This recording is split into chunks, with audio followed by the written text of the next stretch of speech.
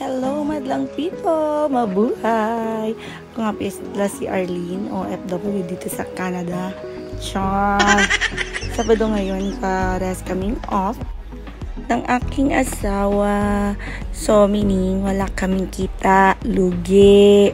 Kaya, napag-desisyon na lang namin lumabas. Kasi may mga gagawin din kami. Kailangan mo mag-gear up kasi winter na.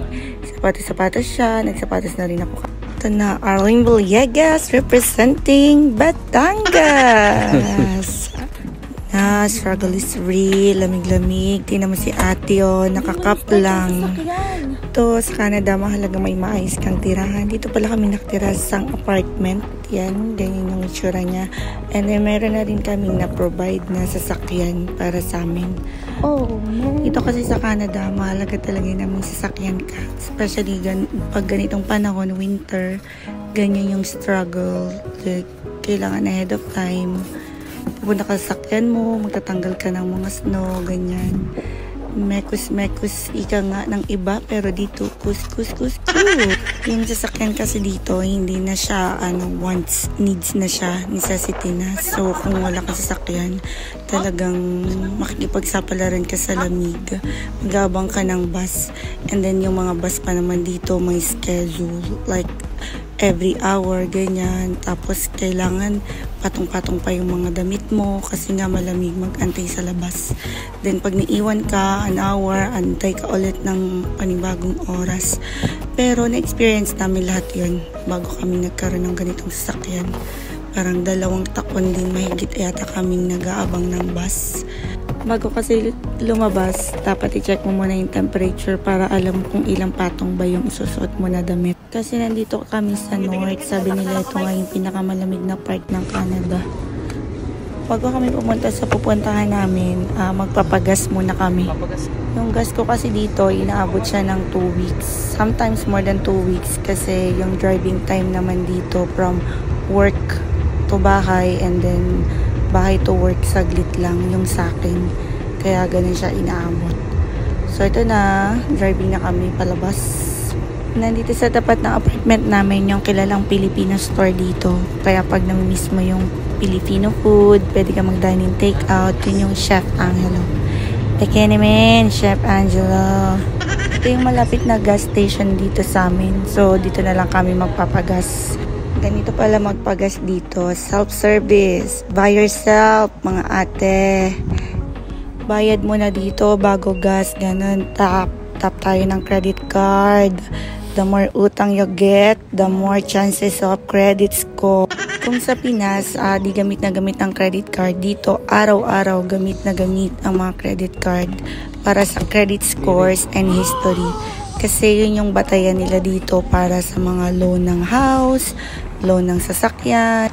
Kapag maganda at mataas yung credit score mo, mas malaki yung chances na ma-approve ka agad ng bangko. Nilalamig si Ateng, di kasi ako prepared dito. Once na full tank na yung gas, automatic siya mag-off yung nozzle. And then yan, babalik lang ulit natin doon. -9 lang, pero hindi ko na-check yung feels like, kaya yan, nanginginig yung kamay ko dyan, lamig. Wala kasi akong dalang gloves, sobrang lamig. Dapat dito lagi ka naka-gloves pag malamig talaga, unless magsusugat yung mga kamay mo. After nito, papunta na kami ng Walmart kasi may mga bibilin kami. Hinalamig pa din ako dyan. Ayan, chinek ko yung tenga ko kung nandyan pa. Tap kasi hindi rin ako nakatok ng lamig. Parang bigla ding sumakit yung lalamunan ko sa lamig. Ganito pala yung itsura ng road dito pag winter. So, hindi mo na makikita yung mga lines. Kaya, dapat doble ingat ka lang. Dapat watch out ka din dito sa speed mo. Hindi ka masyadong mabilis, hindi ka rin masyadong mabagal. Kasi pag mabagal ka, magagalit naman yung nasa likod mo na vehicle. Pag mabilis ka naman, alanganin yung brake, minsan hindi siya kumakagat agad. Lalo na after heavy snow, madulas yung daan. Kaya kailangan yung kung ang tao naka full gear, yung sasakyan mo dapat naka gear din. Nag-change tires din kasi kami dito. So ngayong winter, dapat winter tires yung nakakabit sa sasakyan mo. Tapos kapag summer naman, dapat summer tires. Pero meron din namang tinatawag na all season. Pero mas safe pa rin talaga kapag winter tires. Ito na pala yung downtown dito sa amin. Ilang minutes lang yung drive, ang lapit lang. Pag summer, nilalakad lang to ng mister ko. Lalo na nung wala kaming sasakyan para tipid sa pamasahe. 30 to 45 minutes niya lang kasi dati nilalakad from home papunta sa work namin. Kasi pag summer naman dito, hindi rin ganun kainit. Unlike sa Pilipinas, pag sinabing summer, summer talaga. Yung tirik yung araw. Dito, mafe-feel mo pa rin yung konting cold. Kaya gustong-gusto niyang naglalakad. Tsaka sulit din kasi maganda rin yung tanawin kapag summer. Pag nagda-drive ka na pala dito sa Canada, talagang priority nila yung mga pedestrian, lalo na yung mga tatawid. Kailangan mo talaga mag-stop to give way sa mga tatawid na tao. Mahigpit kasi sila dito sa mga rules. Rules is rules talaga dito. To mag-aaral ka talaga. Like yung mga rules, written exam, tapos iba pa yung actual exam. Tapos may mga level-level pa dito. Class 7, Class 5, mga Class 3. Though medyo mahirap, mamomotivate ka naman dito mag-drive kasi makikita mo yung mga bata like 16 years old, pwede na sila mag-take ng driving exam. Tapos makikita mo rin yung ibang mga ages na older pa sa'yo. Nandito kami sa Whitehorse, yung capital ng Yukon. Yung Yukon is north ng banda ng Canada.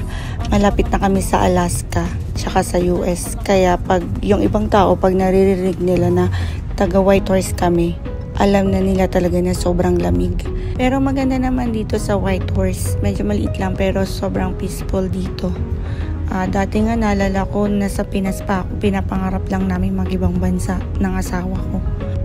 Magjowa pa lang kami nun sa Pinas. Tinry na namin mag-apply sa iba't ibang agency. Madami talaga kaming agencies na napuntahan. Madalas pa nga sabay kami nagpapase.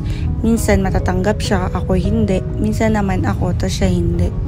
Yung pinaka-target talaga namin, same bansa kami sana. Kasi mahirap ang LDR. Pero iba pala talaga yung plano ni Lord sa amin. Kaya hindi kami natatanggap dun sa mga agencies na in-applyan namin. Ngayon, nandito na kami pareha sa Canada. Pero nag-LDR pa rin kami. Mga almost 2 years din ako nagantay sa kanya. Working siya sa Pinas as manager. Kasi manager din naman ako dati sa fast food. Tapos, inabutan kasi siya ng pandemic. Kaya medyo natagalan siya. Pero sabi nga, worth the wait. Mahirap na masarap ang pagtira sa ibang bansa. Kasi dito sa Canada, lahat talaga ng galaw mo kailangan mag-spend ka ng money, bahay, pagkain, transportation, tapos yung phone bills. Dapat talaga marunong ka rin mag-manage ng finances mo. Kasi madali lang din naman kumita ng pera dito.